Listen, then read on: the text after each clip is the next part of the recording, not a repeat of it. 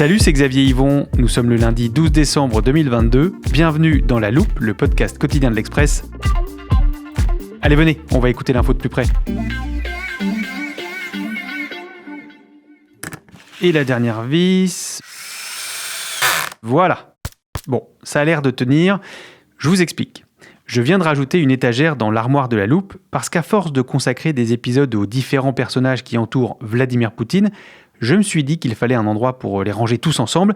Je vais donc pouvoir y mettre d'abord Alexandre Douguine, le gourou ultranationaliste. Il faut plus se voir comme un inspirateur, comme un idéologue, et voir que ses idées sont reprises par le premier cercle de Poutine. Dans ce premier cercle, on trouve également l'ancien président Dimitri Medvedev. Il y a un télégramme diplomatique dès 2008 qui décrit Medvedev comme, je cite, le Robin de Poutine, alias Batman. Et on vous a aussi expliqué le rôle de l'homme d'affaires Evgeny Prigojine, l'exécutant des basses œuvres de Poutine. Prigojine, c'est l'ami des larbins de Poutine.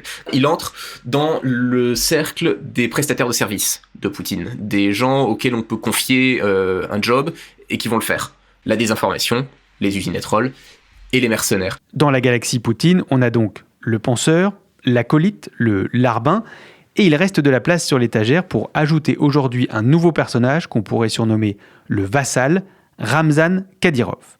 Le dirigeant de la Tchétchénie partage de nombreuses similitudes avec Evgeny Prigojine.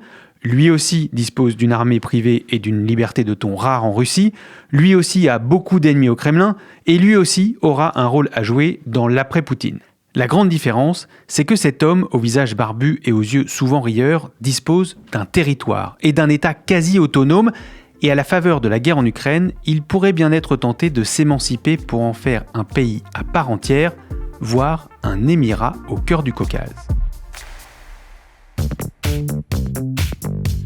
Vous venez d'entendre sa voix dans l'introduction de ce podcast. J'accueille en studio Léo Vidal-Giraud. Salut Léo. Salut Xavier.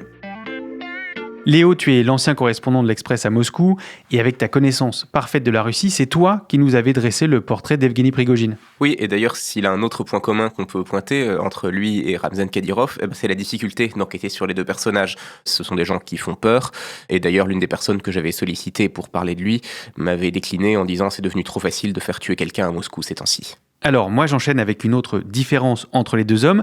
La relation Poutine-Prigojine s'est nouée à Saint-Pétersbourg, leur ville d'origine. Ramzan Kadyrov, lui, vient de Grozny, la capitale tchétchène. Comment s'est-il lié avec le président russe ? Alors, pour comprendre la relation entre Ramzan Kadyrov et Vladimir Poutine, il faut remonter un petit peu en arrière et parler en fait du père de Ramzan Kadyrov, Ahmad Kadyrov, qui était l'un des chefs indépendantistes pendant les guerres de Tchétchénie. La première guerre de Tchétchénie est celle qui est menée par Boris Eltsine et qui se termine pratiquement en fait en défaite de la Russie avec une quasi-indépendance de fait de la Tchétchénie. Poutine, donc, à la fin des années 90, déclenche la deuxième guerre de Tchétchénie avec un objectif de reconquête. Et il va s'allier, en fait, avec un clan tchétchène, le clan Kadyrov, qui est donc dirigé par Ahmad Kadyrov.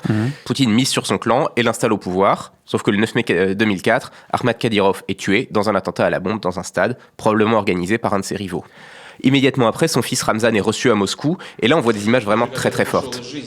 Parce qu'en fait, Poutine va recevoir au Kremlin Ramzan Kadyrov, donc le jeune, le fils, qui a moins de 30 ans à l'époque. Il est complètement hagard, il est en survêtement, au bord des larmes. Poutine le prend dans ses bras, lui fait pratiquement un câlin. On voit Kadyrov qui lui murmure « merci ». Et en fait, cet épisode, il est loin d'être anecdotique, parce que ce qui va sceller, c'est une relation vraiment personnelle, une relation humaine entre les deux. C'est un peu de la psychologie de comptoir, mais la plupart des politologues, des spécialistes du Caucase en Russie, n'hésitent pas à parler d'une sorte de projection, de paire de substitution que serait Poutine pour Kadyrov. Et on ne peut pas négliger complètement cette relation personnelle, parce qu'il y a vraiment une loyauté extrêmement forte de Kadyrov à Poutine. Cet épisode, c'est le moment fondateur de leur alliance, à la fois d'un point de vue personnel et d'un point de vue politique, puisqu'il passe un deal qui les lie encore aujourd'hui. Et en quoi consiste ce deal ? Ce deal, côté Kadyrov, c'est le même que celui que Poutine avait lié avec son père. C'est donc pacifier la Tchétchénie, ou plutôt la tenir, s'assurer donc qu'elle ne posera plus de problèmes politiques, plus de problèmes sécuritaires à Moscou. Et ça, c'est très important. Parce que Poutine, c'est sur cette histoire de Tchétchénie qu'il la fonde, sa légitimité. Elle dérive de la stabilité, de la sécurité qu'il assure aux Russes. Et cette stabilité, cette sécurité, elles sont symbolisées par la fin de la guerre en Tchétchénie.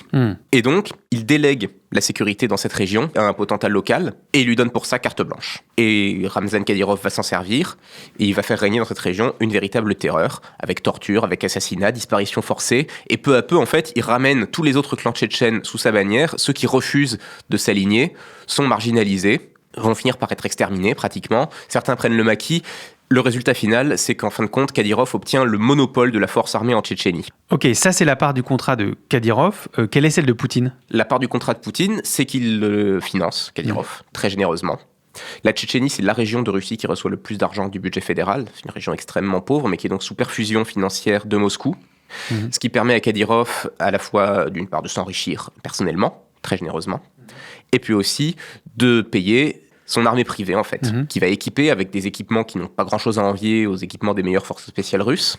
Et à partir de son noyau de combattants indépendantistes, il va bâtir cette armée privée qu'il possède aujourd'hui, qu'on surnomme les Kadyrovtsi. Et on se retrouve donc dans une situation où la Tchétchénie, alors que c'est l'une des régions les plus pauvres de Russie, a une armée suréquipée de plusieurs milliers d'hommes, probablement même plus de 10 000. Donc ce qu'il faut retenir de tout ça, c'est que Kadyrov n'est pas juste l'homme de paille de Poutine, ce n'est pas juste sa chose, il y a une vraie relation de vassalité au sens médiéval du terme. C'est-à-dire que oui, il y a une hiérarchie, mais il y a aussi des droits et des devoirs qui marchent dans les deux sens. Et d'ailleurs, cette relation entre les deux hommes, elle s'est développée, et Poutine peu à peu élargit le rôle qu'il fait jouer à Kadyrov, ou plutôt même Kadyrov élargit lui-même son propre rôle. Comment ça ? Eh bien, Kadyrov s'est auto-attribué une sorte de titre informel de chef de file de l'islam russe. Rappelons que la Tchétchénie est une région musulmane, est une région dans laquelle l'indépendantisme a eu une composante religieuse assez forte aussi. Rappelons aussi que la Russie est un pays dans lequel la communauté musulmane est très importante. Kadyrov, lui, depuis sa montée en puissance, fait tout pour essayer de prendre une autorité de fait, une autorité morale en tout cas, sur les musulmans de Russie. D'ailleurs, Poutine en prend acte. Quand il se déplace dans des pays musulmans, en général, il l'emmène avec lui dans sa délégation. C'est aussi à lui qu'il a fait jouer un rôle, par exemple, dans le déploiement de l'armée russe en Syrie. La police militaire qui est déployée en Syrie, ce sont des bataillons tchétchènes, ce sont des bataillons qui répondent à Ramzan Kadyrov. Ça n'est pas un hasard. Et c'est vraiment lui qui, de plus en plus, pour Poutine, incarne le lien avec les musulmans de Russie. D'ailleurs, il y a une scène récente qui a été filmée et qui en dit très long là-dessus. Donc c'est une vidéo de Poutine qui reçoit des mères de soldats russes déployés en Ukraine. On a écrit d'ailleurs là-dessus il y a quelques semaines. Et l'une d'entre elles, qui est musulmane, dit au président russe qu'elle ne peut pas le prendre dans ses bras, elle ne peut pas l'embrasser. Et il se montre compréhensif. Et il le signale en lui disant écoutez, je dirais à Ramzan que vous avez eu une bonne attitude. Autorité morale des musulmans russes et gardien de la Tchétchénie, Ramzan Kadyrov a donc une place bien précise dans le royaume de Poutine. Tu l'as dit Léo, dans une relation de vassalité, il y a des droits et des devoirs. Et quand le seigneur part à la guerre, le vassal fournit des troupes.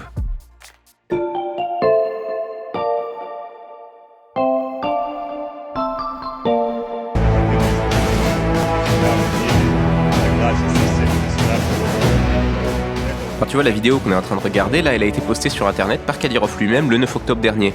Alors c'est une vidéo très montée, très soignée, avec une musique épique, on voit des dizaines de véhicules blindés, on voit des milliers d'hommes en armes, beaucoup qui sont cagoulés, qui sont tous alignés sur la place centrale de Grozny, et puis Kadyrov qui mène la revue des troupes avec ses épaulettes toutes neuves de général-colonel.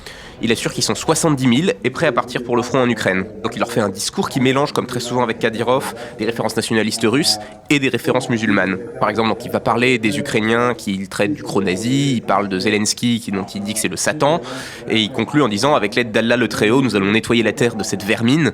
Et puis il termine avec ce double cri de guerre qui est très très typique de Kadyrov, où il crie Ahmad Silla, ce qui dit Ahmad, une référence à son père, Ahmad Silla, ce qui veut dire Ahmad c'est la force, et puis il conclut en criant Allah Akbar. Et tous ces hommes derrière qui reprennent ce cri de guerre. Et ça, c'est vraiment typique de ce mélange de religion et l'ultranationalisme russe. Alors j'imagine que tu vois pourquoi est-ce que j'ai choisi précisément cette scène pour les auditeurs. Oui, parce qu'elle illustre la montée en puissance de Kadyrov sur l'Ukraine cet automne. Évidemment. Et puis aussi parce qu'elle montre bien sa propension à la mise en scène et à la communication permanente. Sur ces images, Kadyrov parle de 70 000 hommes prêts à partir, tu l'as dit. Combien sont réellement déployés en Ukraine aujourd'hui ? Probablement pas 70 000. Kadyrov est aussi connu pour sa tendance à l'exagération permanente. Ce qui est sûr, en tout cas, c'est qu'on les voit beaucoup, qui sont probablement plusieurs milliers en Ukraine, et qu'ils se mettent énormément en scène sur les réseaux sociaux, jusqu'à gagner un surnom, celui de soldat TikTok. Les soldats TikTok ? Oui, du nom du réseau social, et c'est quelque chose pour lequel on se moque souvent d'eux. Enfin, en tout cas, les Ukrainiens ont tendance, et même pas mal de Russes aussi, à les moquer pour cette tendance à se mettre en scène, soi-disant en train de participer à des combats, alors qu'assez souvent, on se rend compte que tout ceci, c'est justement juste ça, de la mise en scène. On les a vus, par exemple, se filmer en train de monter à l'attaque d'un immeuble qui s'était finalement vide. On a vu Kadyrov se filmant en disant qu'il était en Ukraine, alors que derrière lui, à l'arrière-plan, on voyait une station-service russe. Et il met en scène aussi, d'ailleurs, par exemple, ses propres fils, parce qu'il a quand même annoncé que ses propres fils, donc, âgés de 14, 15 et 16 ans, allaient partir faire le coup de feu en Ukraine. Il s'est filmé en train de les bénir avant de les envoyer au combat, et il les a même filmés en train de revenir.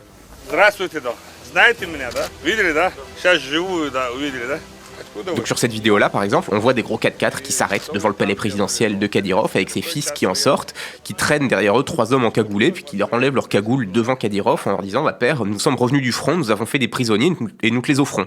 Mais à part faire des vidéos, est-ce que les hommes de Kadyrov ont un vrai rôle militaire sur le front ukrainien ? Oui, on peut pas le nier.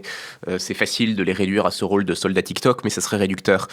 C'est indéniable qu'en particulier, grâce à leur équipement, ils ont joué un rôle dans certaines batailles particulièrement sanglantes. Ils ont participé à la prise des villes jumelles de Severodonetsk et Lysychansk dans le Donbass. Et puis surtout, d'après en tout cas pas mal d'observateurs sur place, ils ont été en première ligne dans l'assaut de Mariupol et dans la prise surtout des souterrains de l'usine Azovstal. Et ça aussi, j'imagine que Kadyrov se prive pas de le faire savoir. Voilà, il fait très souvent des vidéos qu'il poste sur sa chaîne Telegram et sur son compte TikTok, donc, dans lequel il va parler de l'avancée de ses troupes. Et puis, il en profite aussi pour, en général, critiquer l'état-major russe. Et quand il exprime ses critiques, il le fait avec une liberté de ton qui est vraiment étonnante, dont lui seul dispose en Russie, en fait, pratiquement, à l'exception peut-être de Prigojine dont on parlait la dernière fois, avec un ton très très dur sur les généraux russes qui reculent. Il peut se permettre de contredire certaines prises de position officielles du Kremlin, de refuser toute forme d'ouverture de négociation avec l'Ukraine, de demander qu'on utilise l'arme nucléaire sur Kiev. Il peut même se permettre, quand la mobilisation partielle a été décrétée en Russie, de décréter chez nous, elle ne se fera pas. Parce que la Tchétchénie a déjà atteint ses quotas de mobilisation, donc nous, on ne mobilisera pas plus. C'est inimaginable qu'aucun autre gouverneur ou chef de région en Russie puisse se permettre une sortie pareille. Même si Kadyrov n'hésite donc pas à contredire le Kremlin et à fustiger les généraux russes, le pacte avec Poutine résiste très bien à la guerre en Ukraine. Il est temps de se demander ce qu'il adviendra de cette alliance lorsque le président russe ne sera plus là.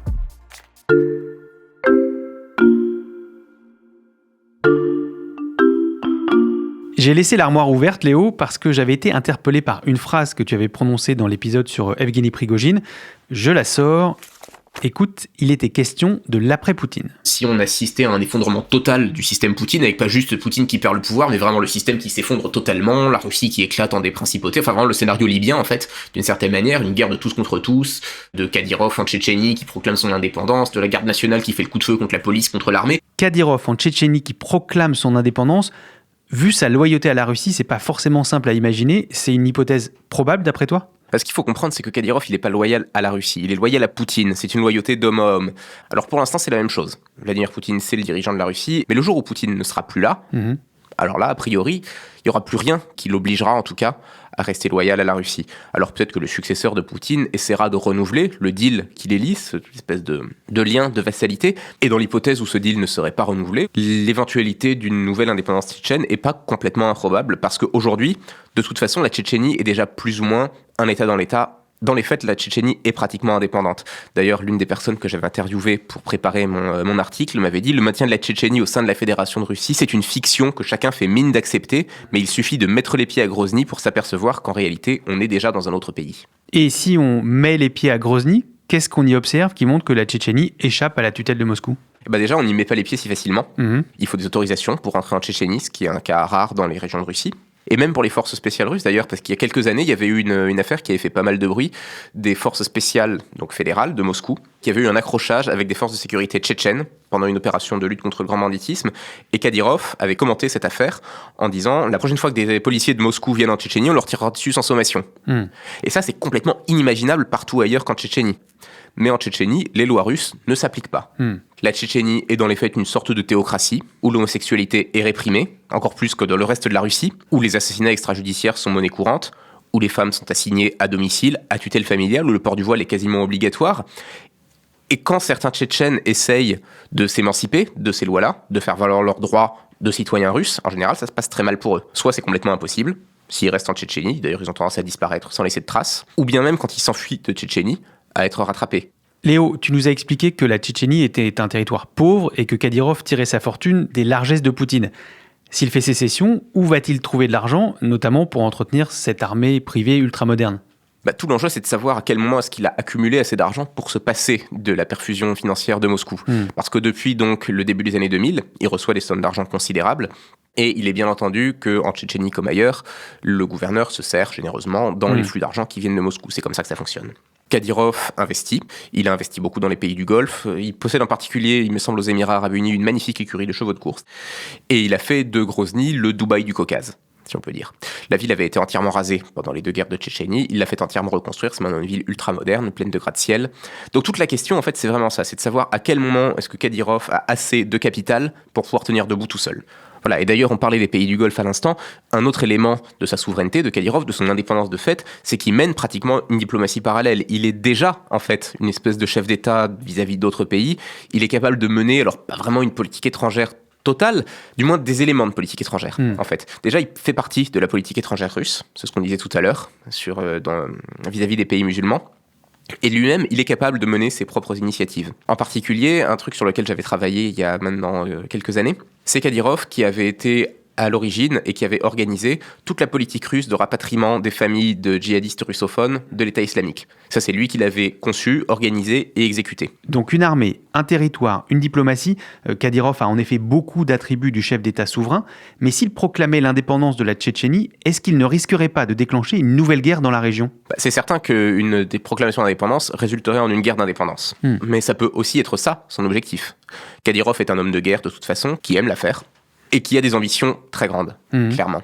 C'est quelqu'un, me disait l'un des experts que j'avais interrogé, qui s'ennuie. Il s'ennuie dans sa petite Tchétchénie dont il a fait le tour. C'est quelqu'un qui a reçu tout ce qu'il voulait très jeune, qui a une richesse immense, un pouvoir illimité, qui est beaucoup plus jeune que Vladimir Poutine d'ailleurs, et qui sait bien qu'un jour ou l'autre il devra faire sans lui, et qui pourrait avoir des ambitions qui aillent au-delà de son territoire. Et il pourrait tout à fait décider de sortir de Tchétchénie, de s'étendre dans les régions limitrophes, qui sont le Daghestan, l'Ingouchétie par exemple. D'ailleurs, il l'a déjà un peu fait de ces dernières années. Il a plusieurs fois fait absorber, entre guillemets, des petits bouts de ses territoires via des réformes administratives, via des votes plus ou moins arrangés. Et le jour où il se sentira plus les mains liées par une quelconque loyauté vis-à-vis de Moscou, alors rien ne l'empêchera d'essayer de faire ça de façon plus ouverte, de façon plus ambitieuse, et d'essayer effectivement de recréer ce qui était paradoxalement le projet des indépendantistes tchétchènes dans les années 1990, de créer un émirat du Caucase, un État musulman qui unifie la mosaïque ethnique, qu'est le Caucase du Nord en Russie, autour de l'islam. Et pour ça, il a un atout à faire valoir. Il a ce rôle de chef de file des musulmans de Russie qu'il s'est auto-attribué.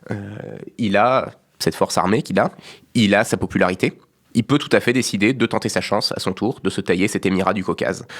Et pour finir, je te dirais que l'une des personnes que j'avais interviewées pour préparer mon article me disait, si jamais l'après-Poutine est un après-Poutine chaotique, Kadyrov s'en sortira très bien.